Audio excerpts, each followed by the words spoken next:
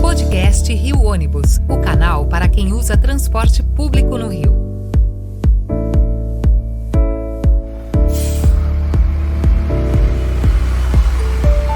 Saudações ouvintes, passageiros dos ônibus da cidade e população carioca. Eu sou Paulo Valente e nesta edição do podcast Rio Ônibus vamos conversar novamente com uma das pessoas que mais entende do transporte por ônibus na cidade do Rio de Janeiro. Conhece tudo sobre carrocerias antigas e as atuais, sobre pinturas históricas, sobre o pagamento de passagem por trechos e por fichas, mas que está sempre ligado em todas as notícias e tendências que vão surgindo no nosso setor. Edivaldo Gonçalves, busólogo, fundador do canal Ônibus em Debate, historiador do transporte por ônibus e meu grande amigo. Edivaldo, um prazer te receber mais uma vez aqui no podcast Rio Ônibus. Boa tarde, meu amigo Paulo. É sempre um prazer, né, estar podendo participar com você em particular, que é um grande amigo e irmão, a quem eu considero bastante, e também poder colaborar e ser colaborado também pelo Rio Ônibus, né? Uma boa tarde para todos que estão nos assistindo também e para toda a equipe aí do Rio Ônibus, que é uma equipe muito maneira, legal. Então, Edivaldo, vamos começar polemizando um pouco hoje.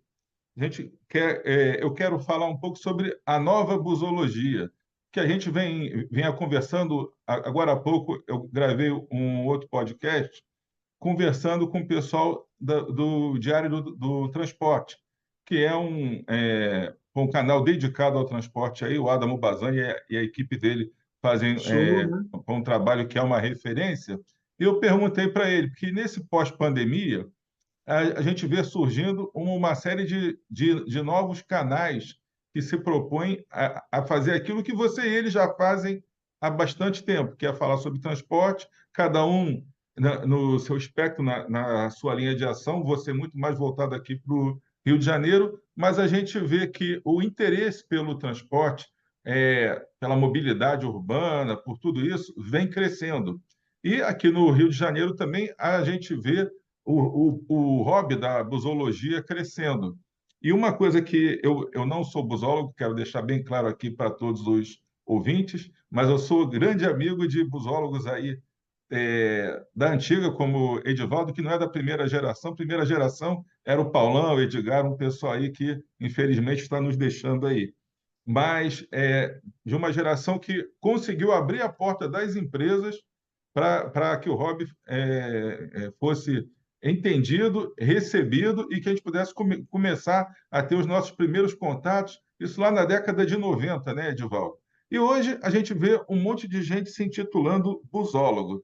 Então, o que eu iria te falar? Quando a gente conversa aqui, a gente fala com alguns busólogos e eles falam dos seus primeiros contatos com os ônibus, do que despertou essa paixão, e disso nós dois já conversamos em outro episódio.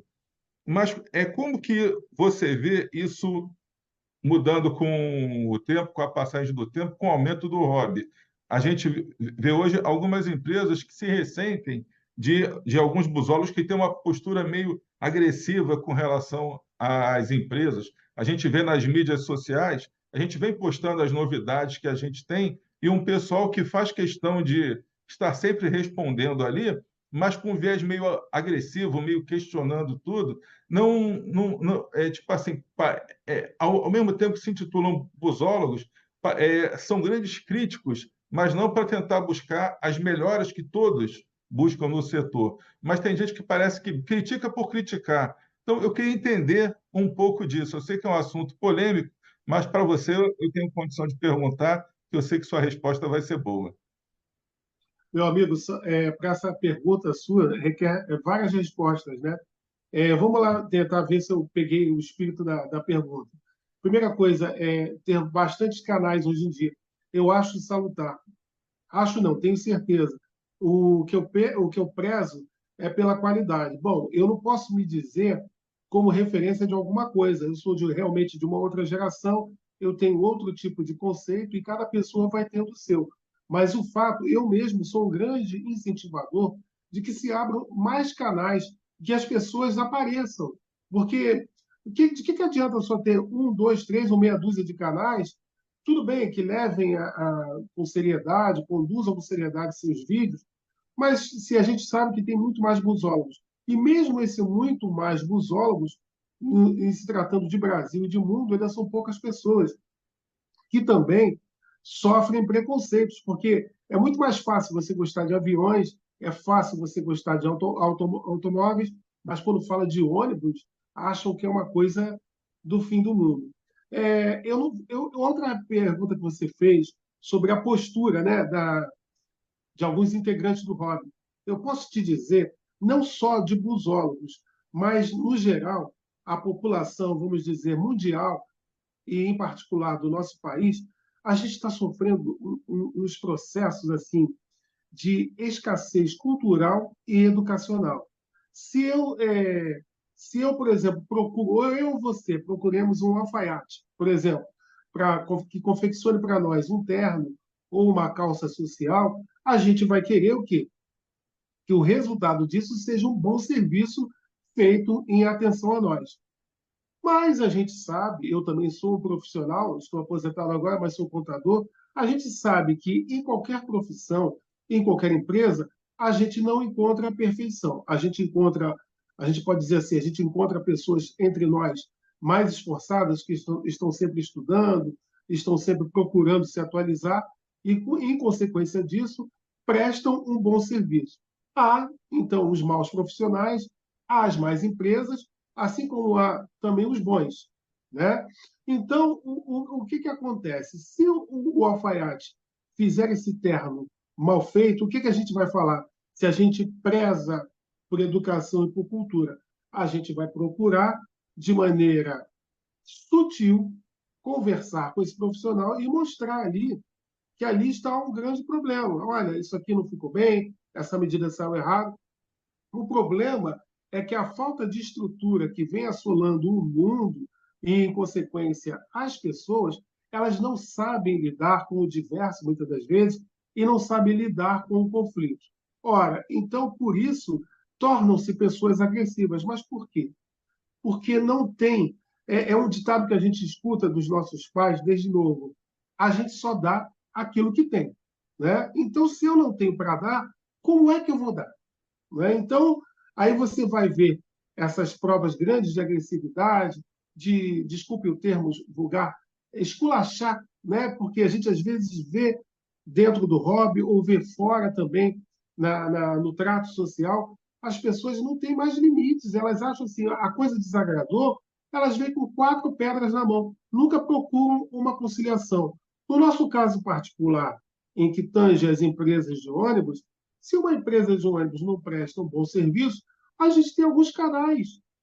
A gente tem o Rio Ônibus, a gente tem um 746 da prefeitura, e um 746 não pega Rio Ônibus e não dá surra na Rio Ônibus. Ela vai, puxa um alerta. Não é assim que funciona Sim. a coisa? E o Rio Ônibus, por exemplo, se eu me reportar ao Rio Ônibus, o Rio Ônibus com certeza fará reuniões com os consórcios e aí tentará dirimir. Porque você acha realmente que, em sã consciência, alguém quer prestar um péssimo serviço e ficar aí no popular mal visto? De Não. forma alguma. Né?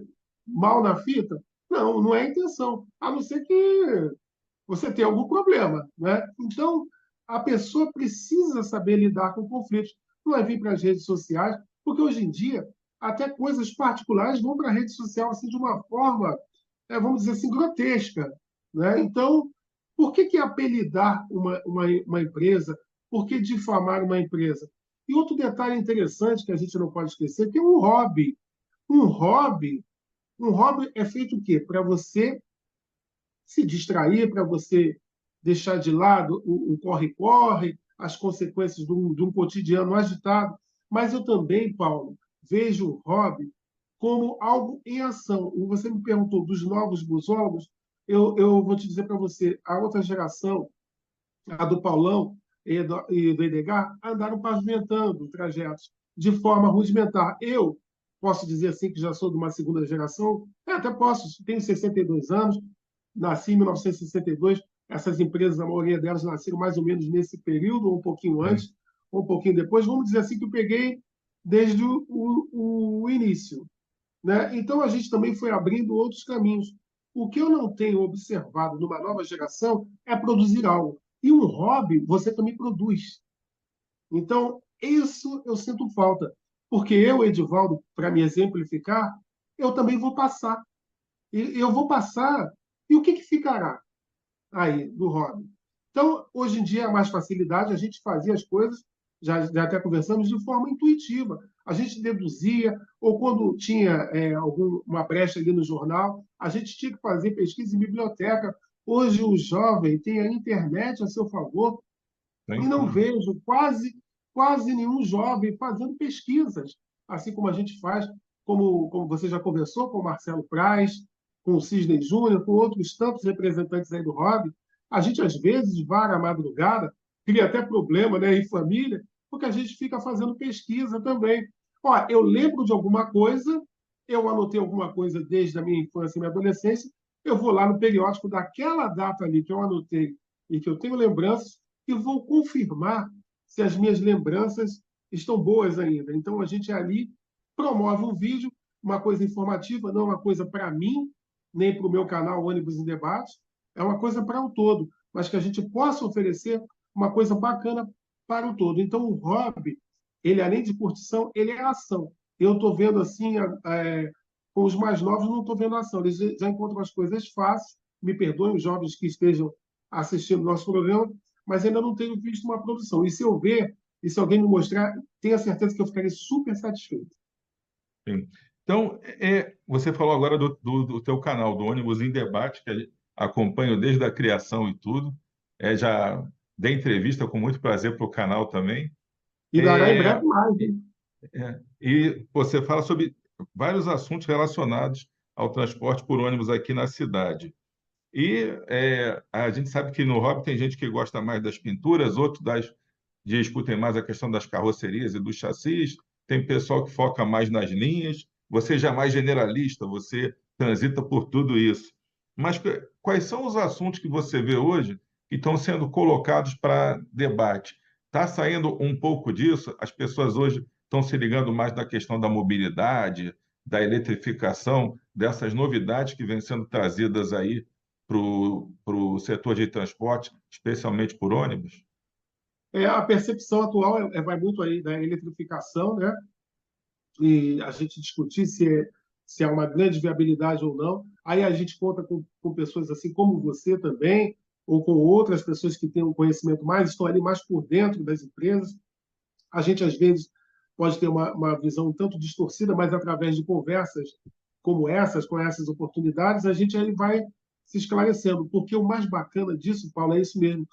Não tem aquele que detenha todo o conhecimento. A gente precisa uns dos outros. Então, o debate é legal. Você falou que acompanha o Ônibus em Debate desde o início, você já deve ter notado que dentro dele eu criei um subprograma. Bom, o canal é um canal precisa ter programas. Essa é a minha visão Sim, de canal. Então, eu criei agora o Na Roda, né? Eu sim, usei ali a minha sala de jantar, né, para poder ser o primeiro espaço do debate. Chamei o Marcelo Praz, chamei o Mauro Albuquerque, chamarei outros também. Às vezes eu fico pensando assim na rotina da minha casa, é a sala de jantar, aí precisa se transitar para a cozinha, aquelas coisas, a faixa de horário. Então, a gente tenta ali promover, não é um ônibus em debate, promover um debate em relação a essas coisas. A gente tem conversado bastante, no primeiro a gente conversou muito sobre BRT, que o sim. BRT ele está promovendo modificações na cidade, modificações nas linhas. A gente conversou, por exemplo, o que chama atenção, nos parece, né, que há muita sobreposição de trajetos entre Campo Grande e o terminal Deodoro, principalmente os que são pela Avenida Santa Cruz.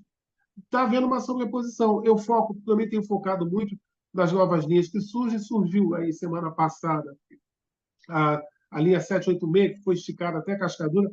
Fui até lá, ao terminal. Gosto de conversar com pessoas. Eu penso assim: não é só filmar por filmar.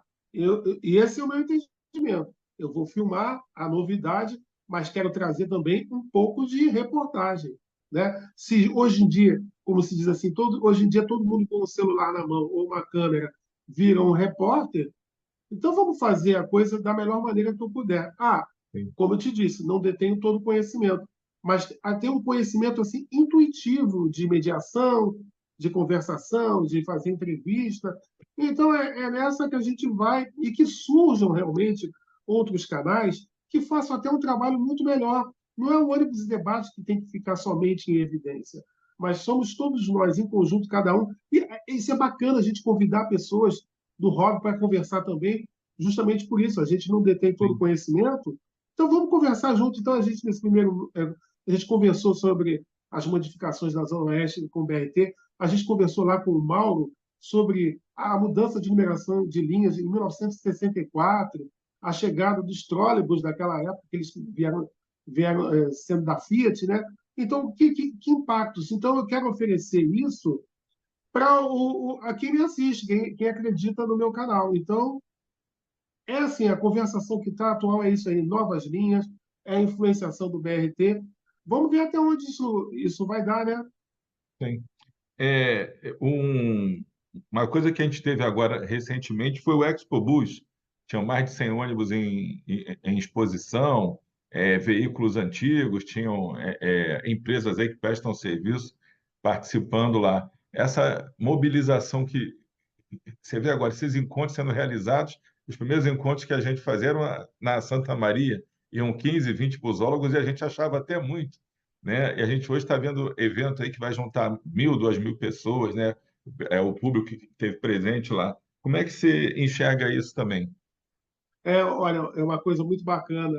Eu até aqui aproveito, né, que a gente está no ar, peço até desculpas. Eu recebi o convite para fazer parte da produção só agora, um mês atrás.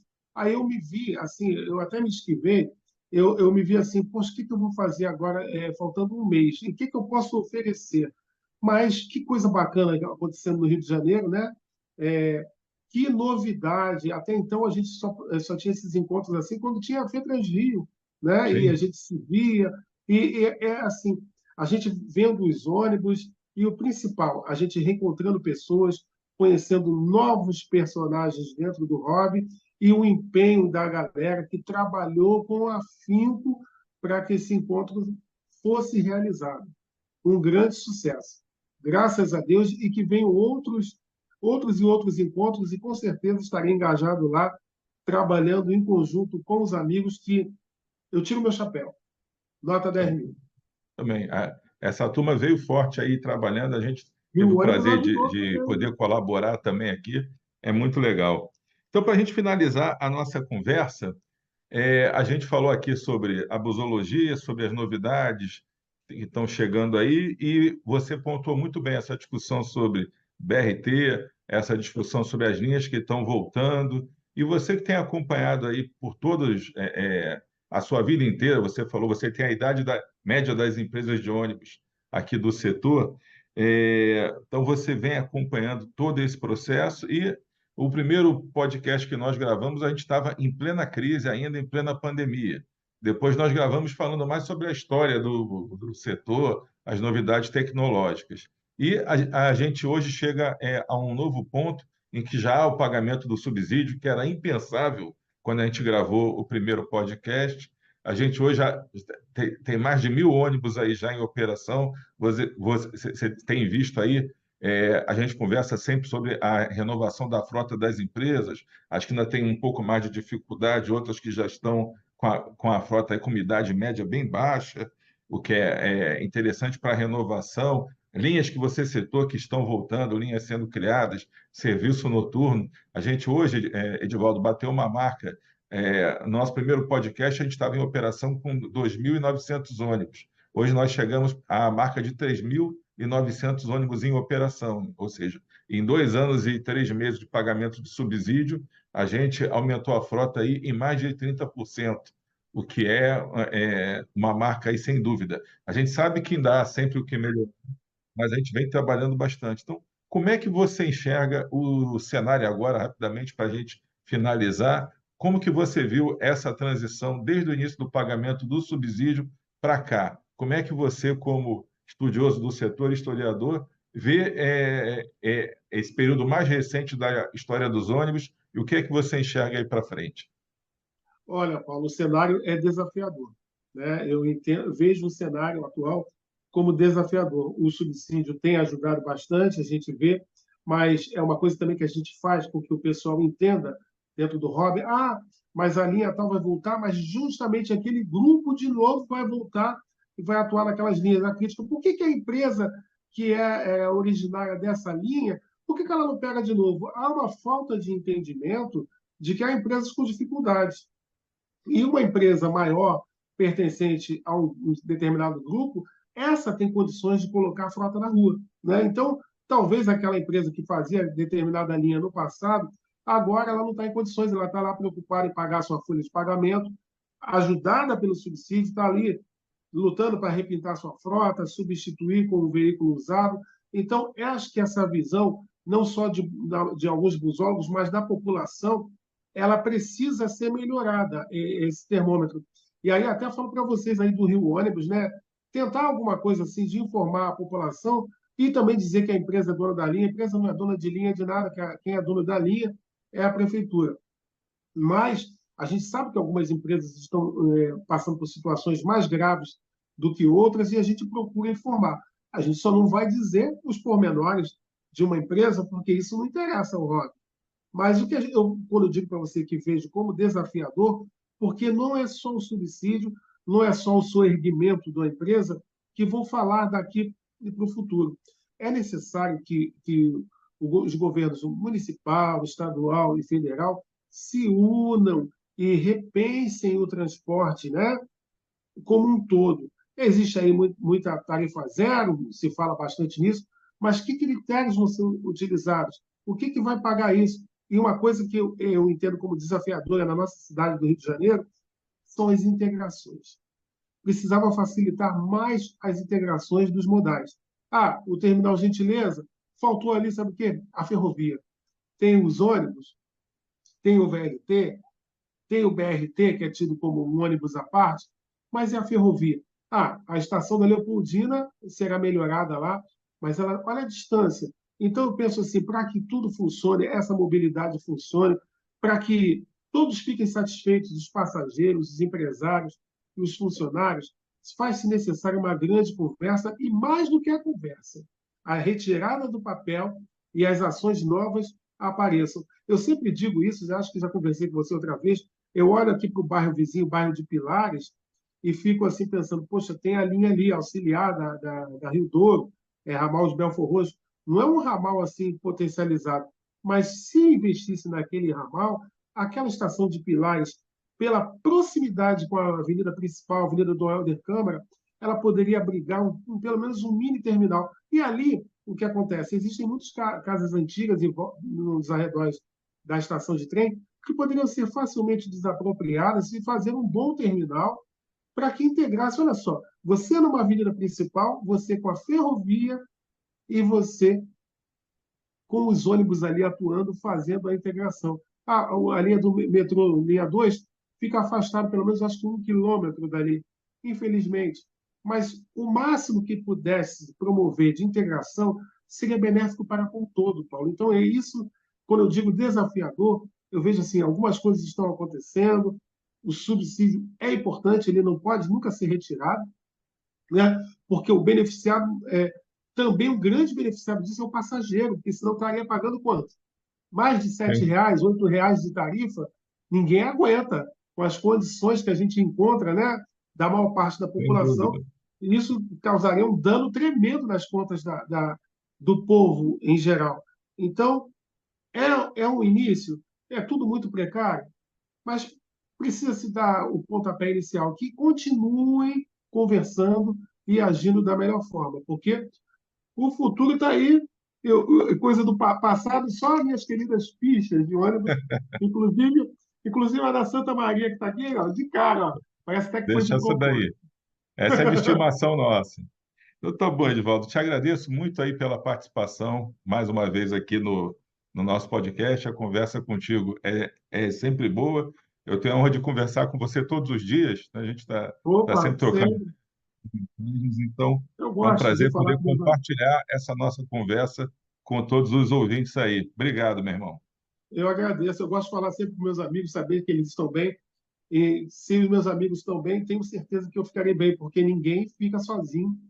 Nós Isso aí. precisamos uns dos outros. Alô, obrigado, meu amigo. Obrigado pela oportunidade. Um grande abraço. Obrigado, um abraço. Bom, chegamos ao fim de mais uma edição do podcast Rio Ônibus, que ficará disponível para você ouvir novamente a qualquer momento, também para compartilhar com quem você quiser. Na próxima semana estaremos aqui com mais um assunto do seu interesse. Esperamos você. Apresentação e supervisão, Paulo Valente. Roteiro e produção, Peter Barcelos. Produção técnica, One Marketing. Rio Ônibus. Seu dia passa por aqui.